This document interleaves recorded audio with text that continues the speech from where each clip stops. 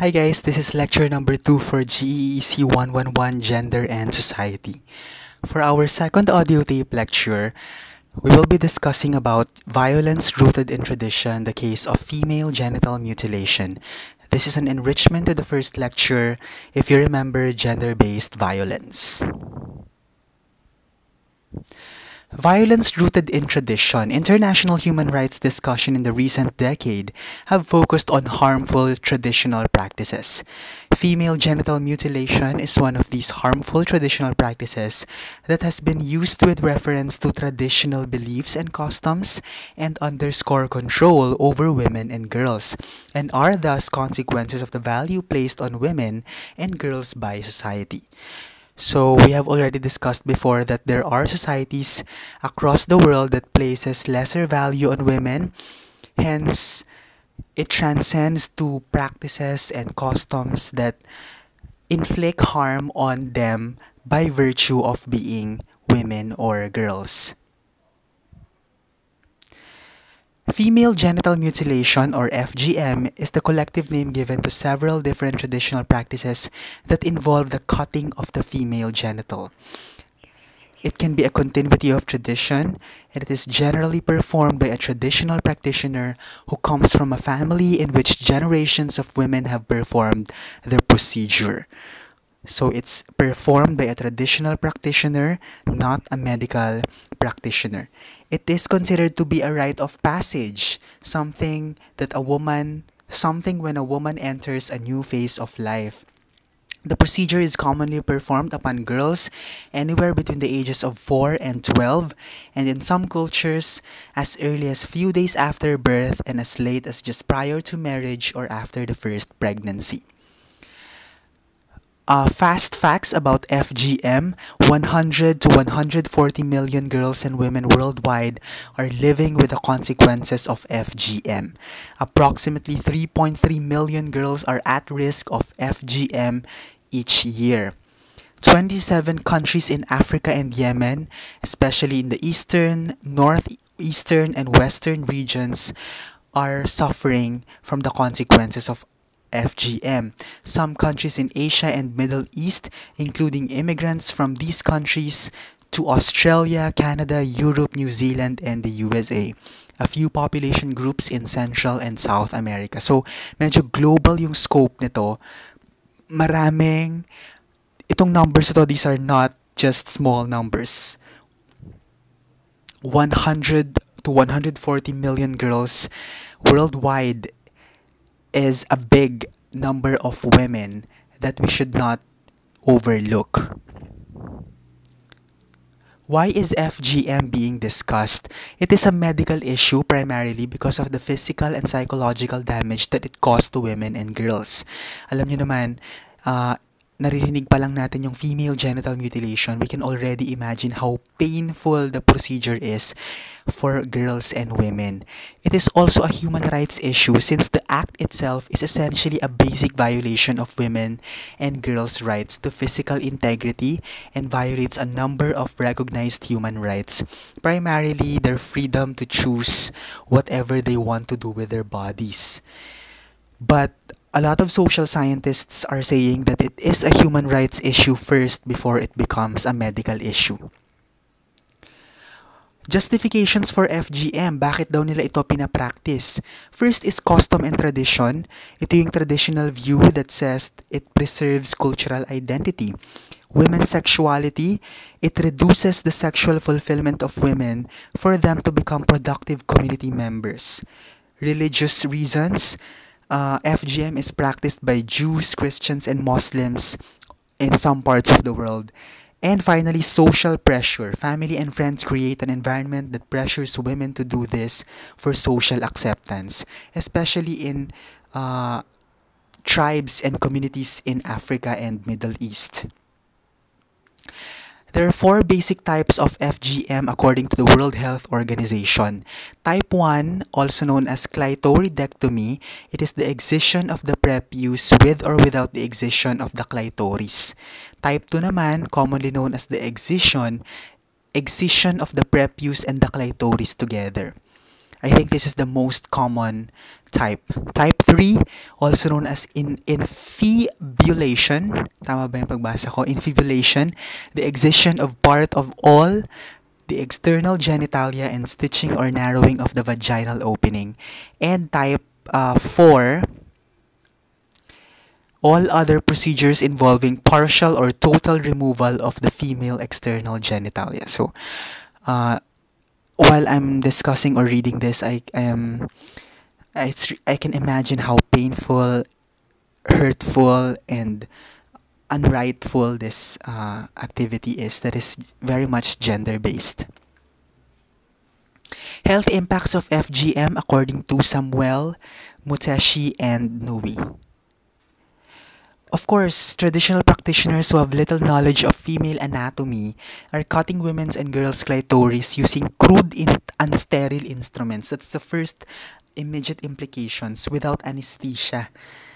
So, nakakatakot yun kasi unsterile yung kanilang kagamitan, wala pang anesthesia at wala pa silang masyadong alam sa female anatomy o kung meron man, these are indigenous knowledges.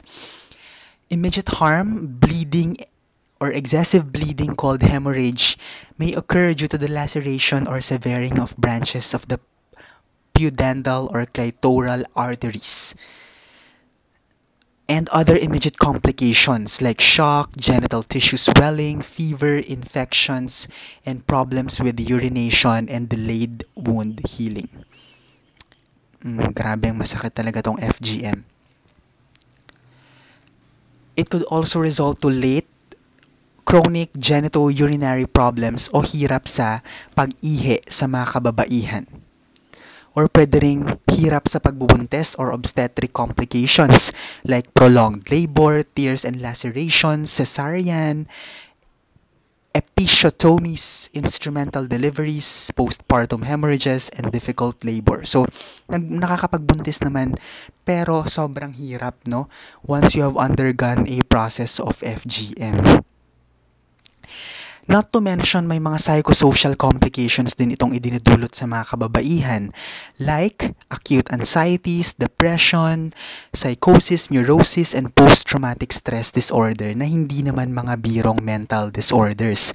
The physical complications may also lead to isolation and may interfere with the full participation of women to social activities. Pagdating naman sa family, nahihirapan silang mag-asawa o nahihirapan silang procreate dahil sa difficult penetration and infertility that may affect the sexual lives of husband and wives and may result to divorce. Combating FGM. Examination of FGM within an international human rights law framework according to the Center for Reproductive Rights. Maraming mga international treaties ang pumaprotekta sa universal standards of human rights. Kabilang dito ang Universal Declaration, Civil and Political Rights Covenant at Economic, Social and Cultural Rights Covenant. Ito yung ilan sa mga batas na pumaprotekta sa karapatan ng mga babae sa laban sa FGM. Right to be free from gender discrimination. FGM is a practice aimed at primarily controlling women's sexuality and subordinating their role in society. So she is a victim of discrimination based on sex that compromises the recognition and enjoyment of her fundamental rights and liberties. Number 2, the right to life and physical integrity. It's a violation of the core human rights. Right to life, issue of people that died, right to physical integrity, while often associated with the right to freedom from torture. It encompasses a number of broader human rights principles, including the inherent dignity of the person, the right to liberty and security of the person, and the right to privacy. Number 3, right to health. The complications associated with the FGM often have severe consequences for a woman's physical and mental health. But even in the absence of complications, where FGM results in the removal of bodily tissue necessary for the enjoyment of a satisfying and safe sex life, a woman's right to the highest attainable standard in physical mental health has been compromised. In addition, subjecting a person to health risks in the absence of medical necessity should be viewed as a violation of that person's right to health. And finally, rights of the child.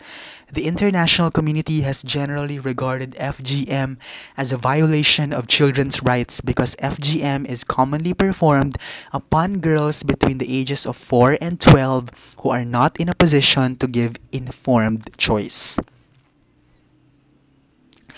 Curative and preventive interventions for the health impacts of the FGM.